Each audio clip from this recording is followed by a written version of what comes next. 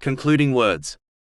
Countless lessons that impact both a person's religious and worldly life can be derived from the Holy Quran. However, the first point to understand is that it will only benefit someone who fulfills its three aspects with sincerity. The first aspect is to recite it regularly and correctly with sincerity. The second aspect is to understand its meanings. The final aspect is to sincerely act upon its teachings in accordance with the traditions of the Holy Prophet Muhammad, peace and blessings be upon him. One of the central teachings of the Holy Quran is that people should recognize, understand, and strive to fulfill the purpose of their creation, namely preparing for their meeting with Allah, the Exalted, on Judgment Day. With regard to a non-Muslim, when this purpose is not recognized, a person fails to understand why they have been created and placed upon the earth. As a result, priorities in life become misaligned, and importance is given to matters that are not truly significant. Such a person may end up dedicating their life to pursuits which, when viewed in the broader reality, hold little or no lasting value. Their emotions, joy, sorrow, appetite, and satisfaction, become centered around these transient pursuits. In some cases, individuals may descend to such a level of purposelessness that even others recognize their life as lacking direction, meaning, or a higher aim. For example, many people devote their time and energy to drama, entertainment, sports, animals, plants, or their professions. While working in a lawful profession is itself a positive and necessary aspect of life, it should never become the ultimate objective of existence. When it is elevated to that level, a person ultimately fails to fulfill the true purpose of their creation, resulting in a life that is spiritually empty and devoid of lasting meaning. Such misuse of the blessings granted to them prevents them from attaining true peace of mind and body. This is one of the reasons why some individuals, despite achieving significant worldly success, still experience depression or even suicidal thoughts. A person who genuinely recognizes their life as meaningful and valuable would not normally contemplate ending it. Therefore, such thoughts themselves indicate a deeper absence of purpose. Even in cases of great material achievement, this reflects a failure to understand and fulfill the purpose of creation, resulting in an unfulfilled and directionless existence. Chapter 59 Al-Hash, verse 19. And be not like those who forgot Allah, so He made them forget themselves. Those are the defiantly disobedient. With regard to some persons who identify as Muslims, but limit themselves to fulfilling only the basic obligatory duties of Islam, without dedicating additional effort to studying and applying the Holy Quran and the traditions of the Holy Prophet Muhammad, peace and blessings be upon him, they may fail to fully comprehend the purpose of their creation and their broader purpose in this world. This is because the deeper understanding of life's purpose is not gained solely through performing the basic obligatory duties. As a result, such persons may spend only a small portion of their day, often less than an hour, actively preparing for their meeting with Allah, the Exalted, since the obligatory practices themselves do not require extensive time. In many cases, even this limited practice may be carried out through imitation of family or community habits rather than through personal understanding, due to a lack of knowledge and weakness in conviction. Without a deeper connection to the Holy Quran and the traditions of the Holy Prophet Muhammad, peace and blessings be upon him, their attention may remain largely directed toward worldly life and its pleasures, as their outlook is restricted to what is immediately visible in this world. In this respect, there may appear to be little practical difference between such persons and non-Muslims, as their ambitions, fears, hopes, desires, and overall goals may become similar in nature. This becomes apparent when observing their day-to-day activities outside the time of obligatory worship. This does not mean that such persons are destined for punishment. On the contrary, by fulfilling their obligatory duties and avoiding major sins, there remains hope for their entry into paradise. However, due to this limited approach, namely, not striving to understand and work towards the true purpose of life, they are deprived of experiencing complete peace in this world. This is because they fail to utilize worldly blessings in the most appropriate manner, even when those blessings are used in permissible ways, since their outlook remains confined to worldly enjoyment alone. As a result, their mental and physical state may become unbalanced, and they may struggle to correctly prioritize people, responsibilities, and life goals. They may also fall short in adequately preparing for their accountability on the day of judgment. This can lead to stress, difficulties, and various forms of hardship in both religious and worldly aspects of life, even if they possess material comforts and luxuries.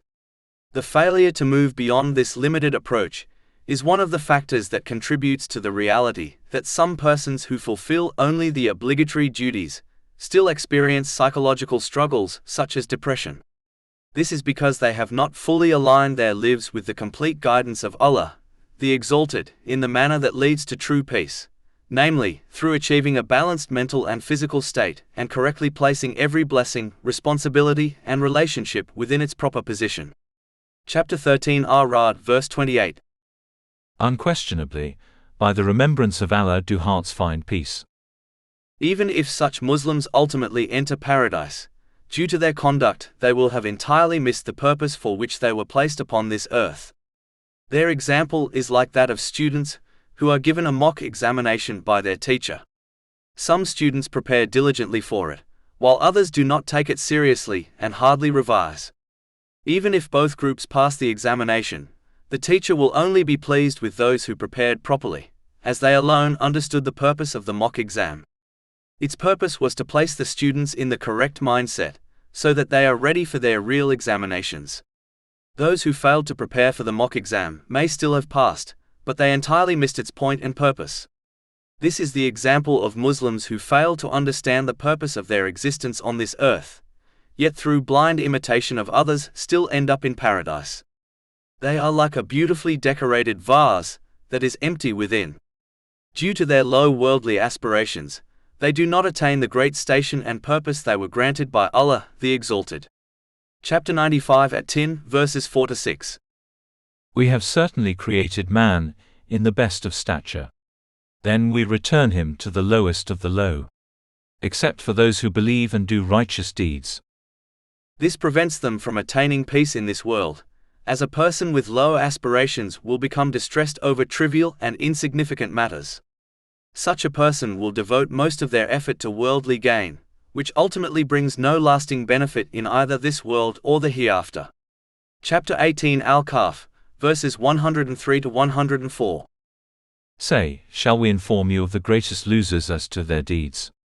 They are those whose effort is lost in worldly life, while they think that they are doing well in work.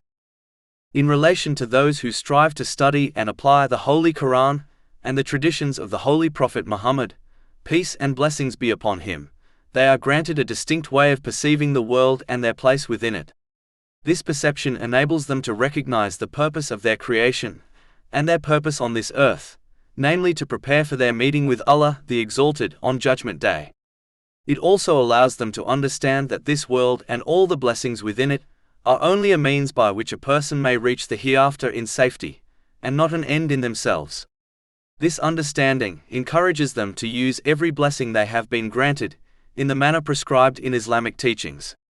As a result, they attain a balanced mental and physical state and are able to correctly place every person and every aspect of their life in its proper position, while also preparing adequately for their accountability on the Day of Judgment.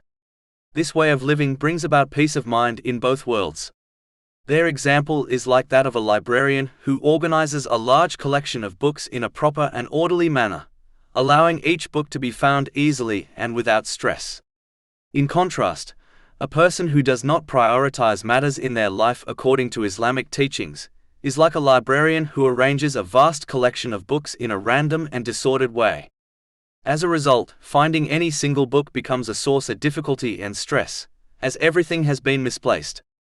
In a similar way, a person who mismanages the worldly blessings they have been granted, such as wealth and relationships, will find these very blessings becoming a source of stress and difficulty. Such a person fails to understand the purpose of their creation and their purpose on this earth, and remains unaware of the hereafter, even if they fulfill the basic obligatory duties. As mentioned earlier, the perception granted through the Holy Quran enables a person to understand that all worldly blessings are a means to an end rather than an end in themselves. For this reason, they are not excessively disturbed by what they gain, lose, or fail to obtain in this world, since everything worldly is only a means and not the ultimate goal. Only the final outcome is of true significance. In contrast to those who do not adopt this correct perception through understanding and applying the Holy Quran and the traditions of the Holy Prophet Muhammad, peace and blessings be upon him, they are not overly distressed by what they do not receive in this world, as they recognize that whatever is not obtained here may be granted in the hereafter in a complete and lasting form. This perspective allows them to view the world as a mere drop in comparison to the vast and endless ocean of the hereafter, as indicated in a hadith found in Sunan Ibn Majah, number 4108. As a result, they are not greatly concerned by the loss of the drop, since they are, in a sense, standing at the shore of the ocean itself, meaning the hereafter. Chapter 4 An-Nisa, verse 77. Say, the enjoyment of this world is little, and the hereafter is better for he who fears Allah. This does not mean that such a person abandons the world. Rather, they make use of the blessings they have been granted in ways that are pleasing to Allah, the Exalted, thereby attaining peace and success in both worlds, through achieving a balanced mental and physical state, and through correctly placing every person and every aspect of their life in its proper position. In reality, it is this perception, rooted in acquiring and acting upon Islamic knowledge, that made the Holy Prophets, peace be upon them, and the companions, may Allah be pleased with them, of the Holy Prophet Muhammad, peace and blessings be upon him, the best of creation. This is because they understood the purpose for which Allah, the Exalted, created them, and they exerted themselves in striving to fulfill it. The great companion Abdullah bin Mas'ud, may Allah be pleased with him, affirmed that the companions, may Allah be pleased with them, were the best of people due to their greater detachment from worldly attachment and their stronger desire for the hereafter than anyone else. This has been mentioned in Imam Abu Naim al-Asfahani's Hilyat al-Awliya, wa Tabakar al-Asfiya, narration 278. This state of being was a direct result of the perception they were granted. Through this perception and understanding, their lives became complete, purposeful, and meaningful. Their aspirations were raised to the highest ranks, and as a result they attained greatness, as they understood and strove to fulfill the purpose of their creation. Chapter 6 Al-An'am, verse 162. Say, indeed my prayer, my rites of sacrifice, my living and my dying are for Allah, Lord of the worlds. Whereas those whose vision remained confined to this worldly life became diminished in their outlook, even if they acquired everything within it. Chapter 10 Yunus, verse 24. The example of this worldly life is but like rain which we have sent down from the sky that the plants of the earth absorb, those from which men and livestock eat, until when the earth has taken on its adornment and is beautified and its people suppose that they have capability over it, there comes to it our command by night or by day, and we make it as a harvest as if it had not flourished yesterday. Thus do we explain in detail the signs for a people who give thought. It is this perception and understanding that the Holy Quran and the traditions of the Holy Prophet Muhammad, peace and blessings be upon him, grant to the one who sincerely strives to understand them and act upon them. The one who is deprived of this has failed to grasp the purpose of their creation and the purpose of their existence on this earth, even if they ultimately attain paradise in the hereafter. The three categories of people discussed above have also been summarized in the Holy Quran. Chapter 56 Al-Waqi'ah, verses 7-11. And you become of three kinds. Then the companions of the right, what are the companions of the right? And the companions of the left, what are companions of the left? And the forerunners, the forerunners. Those are the ones brought near to Allah. In addition, it should always be kept in mind that the teachings of the Holy Quran are summarized in Chapter 1 Al-Fatiha. The summary of Al-Fatiha is that every person has been granted blessings by Allah the Exalted. The one who uses these blessings in ways that are pleasing to Allah the Exalted will attain peace and success in both worlds, through achieving a balanced mental and physical state, and correctly placing every person and every aspect of life in its proper position. Chapter 16 An-Nahl, verse 97. Whoever does righteousness, whether male or female, while he is a believer, we will surely cause him to live a good life, and we will surely give them their reward in the hereafter according to the best of what they used to do. In contrast, the one who misuses these blessings will experience an unbalanced mental and physical state, and will misplace everything and everyone within their life. This leads to stress, hardship, and difficulties, even if some worldly luxuries are enjoyed. Moreover, since such an attitude prevents preparation for accountability on Judgment Day, the consequences in the hereafter will be even more severe.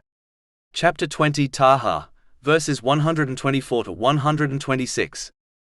And whoever turns away from my remembrance, indeed he will have a depressed, i.e., difficult life, and we will gather, i.e., raise him on the day of resurrection blind.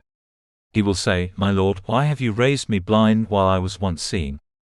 Allah will say, Thus did our signs come to you, and you forgot, i.e., disregarded them, and thus will you this day be forgotten. And chapter 1 Al-Fatiha, verses 6 to 7. Guide us to the straight path. The path of those upon whom you have bestowed favor, not of those who have earned your anger or of those who are astray. Therefore, a person is required to accept and apply Islamic teachings for their own benefit, even when doing so conflicts with personal desires. Their conduct should resemble that of a wise patient who follows a doctor's advice with confidence, knowing it is for their well-being, even when the prescribed treatment involves bitterness or a strict regimen. In the same way, the one who accepts and implements Islamic teachings attains both mental and physical well-being. This is because only Allah, the Exalted, possesses the knowledge necessary to ensure that a person achieves true balance in mind and body, and correctly positions every person and every aspect of their life. The understanding of human mental and physical conditions available to society will never be sufficient to achieve this outcome, despite extensive research and development. Human guidance cannot resolve every problem a person may encounter, nor can it prevent all forms of stress or ensure complete harmony in life. It is limited by incomplete knowledge, restricted experience, lack of foresight, and inherent bias. In contrast, Allah, the Exalted, alone possesses perfect and complete knowledge in this regard, and He has conveyed it to humanity through the Holy Quran and the traditions of the Holy Prophet Muhammad, peace and blessings be upon him. This reality becomes clear when one observes the difference between those who apply these teachings to their lives and those who do not. Although patients often do not understand the detailed science behind their medication, they still place trust in the physician who prescribes it. Similarly, Allah, the Exalted, does not call people to blind acceptance of Islam. Rather, He invites them to reflect upon its teachings so that they may recognize their truth through clear signs and evidence. However, this requires a person to approach the teachings with fairness, openness, and freedom from prejudice. Chapter 12 Yusuf, verse 108. Say, This is my way, I invite to Allah with insight, I and those who follow me. In addition, since Allah the Exalted alone governs the spiritual hearts of people, the true seat of inner peace, it is He alone who grants tranquility to whomever He wills and withholds it from whomever He wills. Chapter 53 and Najm, verse 43. And that it is He who makes one laugh and weep. It is therefore evident that Allah, the Exalted, bestows peace of mind upon those who correctly utilize the blessings He has granted them in accordance with Islamic teachings. Thus, a person should strive to reach those who excel in this path by adopting the correct perception and understanding through learning and acting upon the Holy Quran and the traditions of the Holy Prophet Muhammad, peace and blessings be upon him, as the time in this world is limited and the call to depart is ever drawing near. Chapter 10 Yunus, verse 45. And on the day when He will gather them, it will be as if they had not remained in the world but an hour of the day. And chapter 3 Ali Imran, verse 185. Every soul will taste death, and you will only be given your full compensation on the day of resurrection. So he who is drawn away from the fire and admitted to paradise has attained his desire. And what is the life of this world except the enjoyment of delusion? Through the mercy of Allah, the Exalted, the summarized Quranic commentary, the Path of Peace of Mind series was completed on Sunday, the 23rd of Shawwal, 1447 after Hijri, corresponding to the 12th of April, 2026.